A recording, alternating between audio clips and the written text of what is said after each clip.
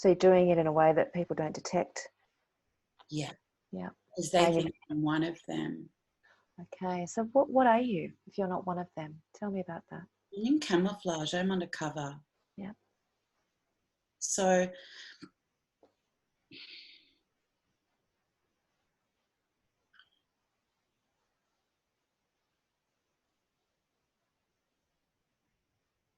it's a source of frustration to me in my physical life because of the warrior spirit that wants to be on the front line fighting the wars. It's now I realize because it's part of my other world that I'm in, and that it's frustrating because in my conscious waking life as this woman, I'm not doing that, and yet I am in other realities, dimensions. So I feel the frustration of not having that expression in this actual life. And was that intended? So there's some kind of a bridge involved. So I've got to be able to stay in a place that I can pull myself back out of that dark place. And how are you going with that? I thought I was not doing that great, to be honest, until recently. And that's when I got help. Because I said I can't do it anymore. And I'd gotten, I couldn't get the stain of it off me. And I couldn't make my way back. And I asked for help, and I said, I'm done. I'm exhausted, and you guys, I can't do it. I can't do anymore. Yeah. And So, who helped you?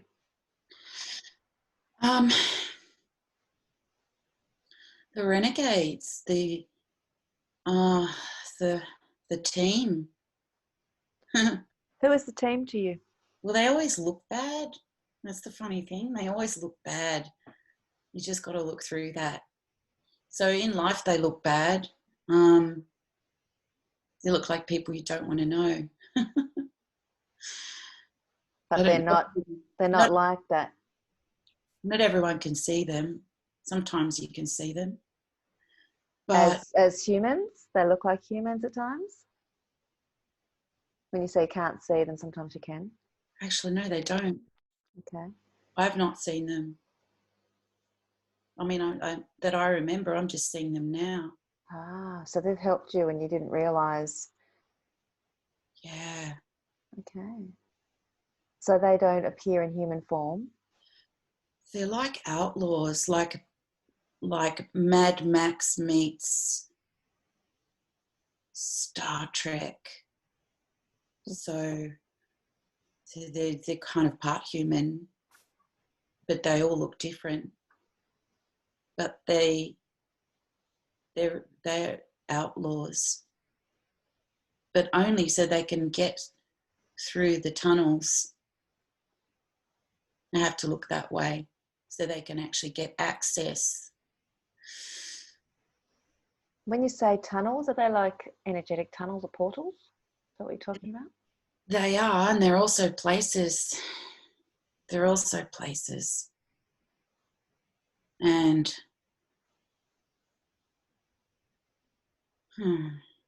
what sort of places? Well,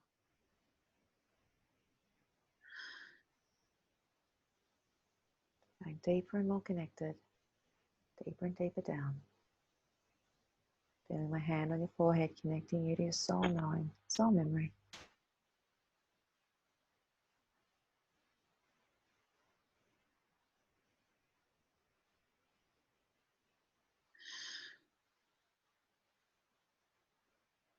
well, it's actually a place it's a place in our brains. I'm not sure I understand it. It's a place in our brains where we're all suffering and the most intense suffering resides. And it's a place that it's a place that can be accessed. It's a place that we all have that can be accessed. It's also a place where the most intense suffering resides in a physical form. And I'm not sure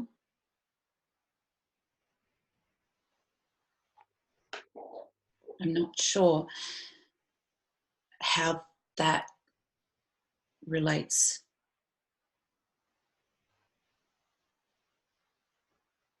So it's kind of like the universe exists all within one atom. One atom can hold the entire universe, and the universe is comprised of all of the atoms.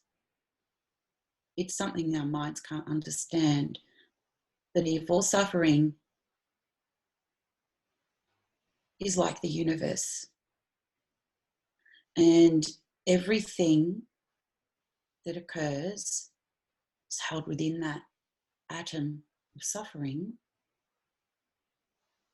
yet it is also consisting of all of the atoms of suffering, so that it's a place within that can be accessed, and it's also a place that can be,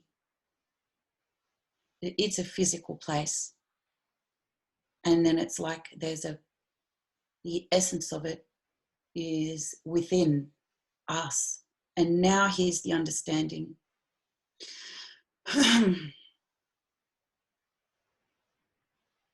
In order for,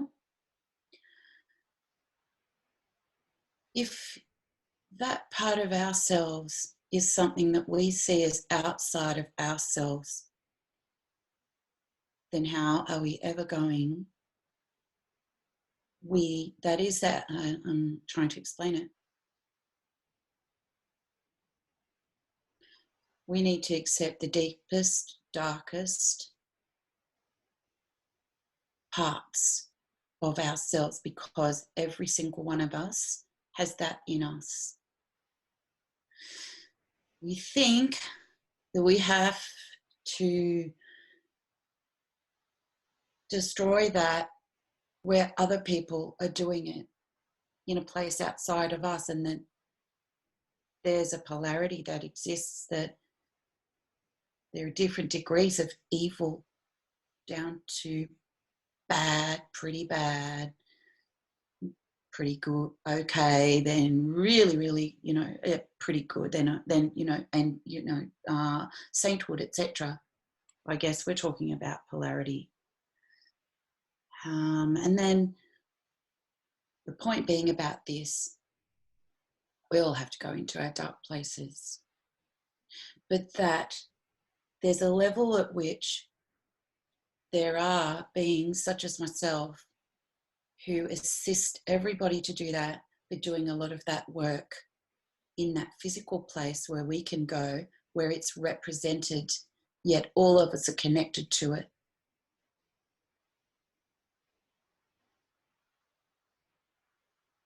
So in that sense, on behalf of everybody else, there are teams of us who go into those dark places to liberate, to allow the light to come back in, because it's when there's a balance in all things, it's when the light and the dark exist together, and they create a place where everything exists. So the more that we resist that, and the more that we think we have to fight it, the further away we get. Okay, so how does that relate to the planet right now, holistically? That polarity, the light and the dark? Well, it got too separate. It got too separate and it got out of balance. So the dark got way too powerful, and it lost respect for the universal laws. Meaning it stopped adhering to the universal laws and it lost respect? Yes, yes. Yep. So an adjustment needed to be made. Adjustments are being made. And we all knew that we would get to this point. It's the whole point of being here, was to get to this point, and let's see how this plays out now, because that's the game. Tell me about the game. Well, this was the game of planet Earth. The game of planet Earth was the experiment of creation, and everybody wanted to play. So, many different species and aliens and worlds and thought forms and creators wanted to play. So Earth is the game board. And of course,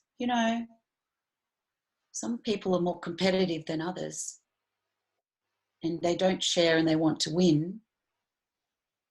And what happened when everything got out of balance, and we knew it was because we're nearing the end of the game. So we had to build that tension up. And we knew that tension would build up rather. And so we're all about to pass go, and we don't know whether we're going to get $200 or not. Mm. But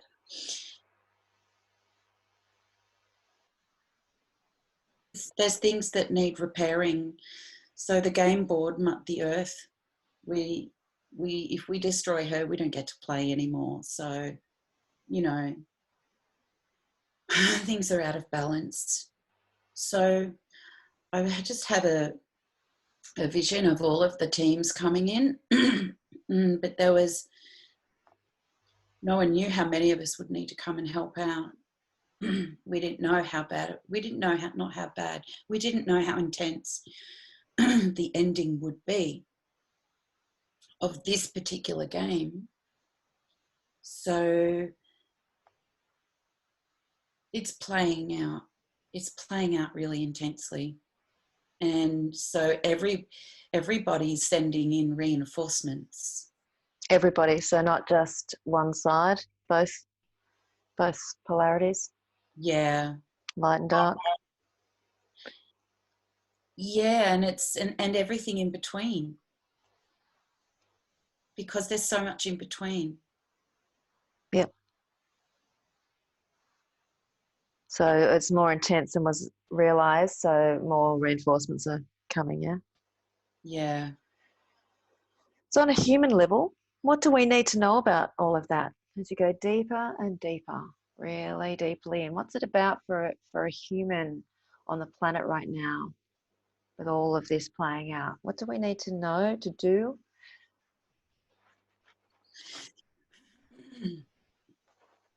So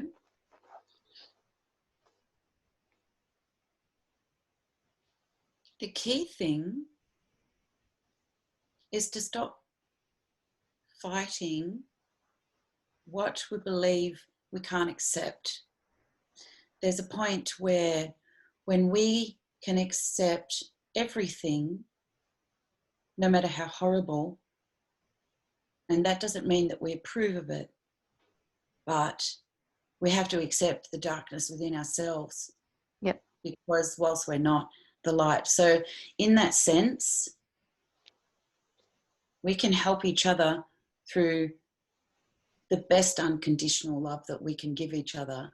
So right now, all of the grids lighting up. It's our opportunity to shine the light both in ourselves and out. to others. So it's like a light show. Bang, the projector's turned on, and everybody who's been planting their reflectors, the crystal reflectors, the light anchors on the planet. So everybody's been doing that, did you say? Yeah,